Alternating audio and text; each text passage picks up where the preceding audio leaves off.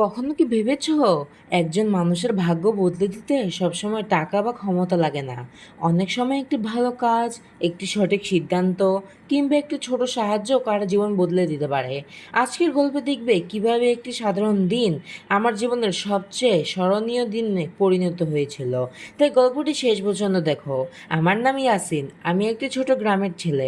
আমাদের গ্রামটি ছিল খুবই সুন্দর, চারপাশে সবুজ গাছপালা, পাখির ডাক আর খেলার মাঠে ভরা। আমি প্রত্যেকদিন সকালে স্কুলে যেতাম আর বিকালে বন্ধুদের সঙ্গে খেলাধুলা করতাম। আমার জীবনে বড় কোনো ঘটনা ঘটেনি, তাই প্রতিটি দিনেই ছিল প্রায় একই রকম। কিন্তু একদিন এমন একটা ঘটনা ঘটলো যা আমাকে জীবনের একটি বড় শিক্ষা দিয়েছিল। সেদিন স্কুলে শুক্রবার সকালে ঘুম থেকে উঠে নামাজ পড়লাম এবং বাবার সঙ্গে বাজারে যাওয়ার প্রস্তুতি হলাম। বাবা কিছু কাজ নিয়ে ব্যস্ত হয়ে পড়ায় আমাকে একাই বাজারে যেতে হলো। বাজার থেকে প্রয়োজনীয় জিনিসপত্র কিনে বাড়ি ফিরলাম। তখন দুপুর হয়ে গেছে, রাস্তার লোকরাও খুব কম। হঠাৎ দেখি রাস্তার পাশে একটি বৃদ্ধ লোক বসে আছেন। তার চেহারায় ক্লান্তির ছাপ স্পষ্ট দেখা যাচ্ছিল। তিনি বারবার চারদিকে তাকাচ্ছিলেন, যেন কাউকে খুঁজছেন। আমি তার কাছে গিয়ে বললাম, চাচা, আপনার কি কোনো সমস্যা হয়েছে? বৃদ্ধ লোকটি আমার দিকে তাকিয়ে বললেন, বাবা, আমি পাশের গ্রামে আত্মীয়র বাড়িতে এসেছিলাম, কিন্তু ফেরার পথে ভুলে গেছি। আমার সঙ্গে কোনো মোবাইলও নেই। অনেকক্ষণ ধরে হাঁটছি, কিংবা বাড়ির রাস্তা খুঁজে পাচ্ছি না। আমি কিছুক্ষণ চিন্তা করলাম, বাড়ি ফিরতে আমারও দেরি হচ্ছিল। মা হয়তো চিন্তা করবেন। কিন্তু বৃদ্ধ লোকটির অসহায় মুখ দেখে আমার খুব খারাপ লাগলো। আমি বললাম, চাচা, আপনি চিন্তা করবেন না, আমি আপনাকে সাহায্য করার চেষ্টা করছি। আমি তার কাছ থেকে গ্রামের নাম জেনে নিলাম। তারপর আশেপাশের কয়েকজন মানুষের কাছে জিজ্ঞাসা করলাম। কেউ সঠিকভাবে বলতে পারলো না। তখন আমি সিদ্ধান্ত নিলাম বৃদ্ধ লোকটির কাছে গিয়ে ইউনিয়ন পরিষদ অফিসে যাব, যেখানে হয়তো কেউ সাহায্য করতে পারবে। অনেকটা পথ হাঁটার পরে আমরা ইউনিয়ন পরিষদে পৌঁছালাম। সেখানে একজন কর্মচারী বৃদ্ধ লোকটির কথা শুনে বললেন, তিনি গ্রামের নাকি চেনেন। তিনি আরও কয়েকজন সঙ্গে যোগাযোগ করলেন। কিছুক্ষণ পর জানা গেল বৃদ্ধ লোকটির পরিবার তাকে খুঁজে বের হয়েছেন। প্রায় 1 ঘন্টা অপেক্ষার পর মোটরসাইকেল এসে থামলো। সেখান থেকে একজন যুবক নেমে দৌড়ে বৃদ্ধ লোকটিকে জড়িয়ে ধরল। পর জানতে পারলাম তিনি বৃদ্ধ লোকটির ছেলে। তার চোখে আনন্দের পানি চলে এসেছিল। তিনি বললেন, আমরা সকাল থেকে বাবাকে খুঁজছি, কোথাও পাচ্ছিলাম না। আপনি না থাকলে হয়তো কি জানি হইতো। আমি খুশিতে হেসে বললাম, বাবা, আপনার তো অনেক উপকার হলো। সেই যে আমি তার উপকার করলাম। বৃদ্ধ লোকটির ছেলে আমাকে কিছু টাকা দিতে চাইল। তখন আমি নিতে রাজি হলাম না, কারণ আমি মনে করলাম মানুষের উপকার করার জন্য পুরস্কার দরকার হয় না। তখন বৃদ্ধ লোকটির আমার মাথায় হাত বুলিয়ে দিলেন আর বললেন, বাবা, আল্লাহ হাফেজ। আল্লাহ তোমাকে অনেক বড় মানুষ বানাক। তুমি আজ মানুষকে অনেক সাহায্য করেছো।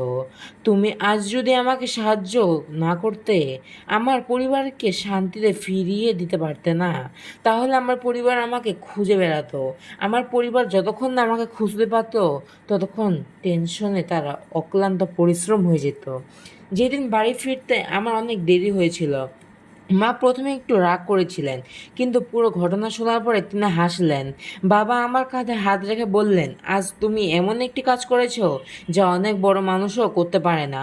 অন্যের উপকার করার মানসিকতাই একজন মানুষের সত্যিকারের বড় মানুষ বানায়। কয়েক সপ্তাহ পরে আমাদের স্কুলে একটি বিশেষ অনুষ্ঠানের আয়োজন করা হলো। সেখানে এলাকার বিভিন্ন মানুষকে আমন্ত্রণ জানানো হচ্ছিল। হঠাৎ প্রধান শিক্ষক আমার নাম ঘোষণা করলেন। আমি অবাক হয়ে মঞ্চে উঠলাম। তারপর তিনি সবার সামনে সেই দিনটির কথা বললেন। আমি জানতে পারলাম যে বৃদ্ধ লোকটির পরিবার স্কুলে এসে আমার কথা জানিয়েছেন। প্রধান শিক্ষক বললেন, ভালো ফলাফল করা গুরুত্বপূর্ণ নয়, কিন্তু ভালো মানুষ হওয়ার জন্য থেকেও বেশি গুরুত্বপূর্ণ। ইয়াসিন আজ আমাদের জন্য একটি সুন্দর উদাহরণ তৈরি করেছে। যেই দিন পুরো স্কুল আমার জন্য হাততালি দিয়েছিল, আমি কোনো পুরস্কারের জন্য খুশি হইনি। আমি খুশি হয়েছিলাম এই ভেবে যে আমার একটি ছোট সাহায্য একটি পরিবারের মুখে আনন্দ এনে দিয়েছিল। সেই ঘটনার পর আমি বুঝতে পারলাম জীবনে বড় কিছু করার জন্য ধনী হওয়ার প্রয়োজন হয় না। একজন মানুষের ভালো মস্তিষ্ক আর মানুষের ভালো একটি ইচ্ছা থাকা প্রয়োজন। আমরা অনেক সময় ভাবি আমাদের সাহায্য খুব ছোট, কিন্তু সেই সাহায্যই হয়তো কারোর জীবনে অনেক বড় পরিবর্তন করে দিতে পারে। আর যখন এই দিনের কথা মনে পড়ে তখন মনে হয় আমি সঠিক সিদ্ধান্তই নিয়েছিলাম। কারণ মানুষের পাশে দাঁড়ানো কখনো বৃথা হয় না। হয়তো আমার সঙ্গে তার ফলও পাই নাই, কিন্তু ভালো কাজের প্রতিদান কোনোদিন কোনোভাবে আমাদের কাছে ফিরে আসে। এই গল্পটি আমরা শিখতে পারি অন্যের বিপদে সাহায্যের হাত বাড়িয়ে দেওয়া একজন মানুষের সবচেয়ে বড় গুণগুলোর মধ্যে একটি। পৃথিবী তখনই সুন্দর হয় যখন মানুষ মানুষকে সাহায্য করে। তাই সুযোগ পেলেই অন্যের উপকার করার চেষ্টা করো, কারণ একটি ছোট সাহায্য কারো জীবনে অনেক সুন্দর সুখ বয়ে আনে।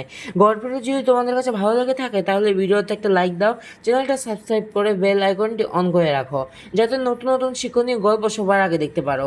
তোমাদের একটি লাইক, একটি কমেন্ট এবং একটি সাবস্ক্রাইব আমার জন্য সুন্দর সুন্দর ও শিক্ষণীয় গল্প নিয়ে আসতে উৎসাহ দেয়। সবাই ভালো থেকো, সুস্থ থেকো, আমার জন্য দোয়া করো। আবার দেখা হবে নতুন কোনো গল্পে। আল্লাহ হাফেজ সবাইকে, আসসালামু আলাইকুম।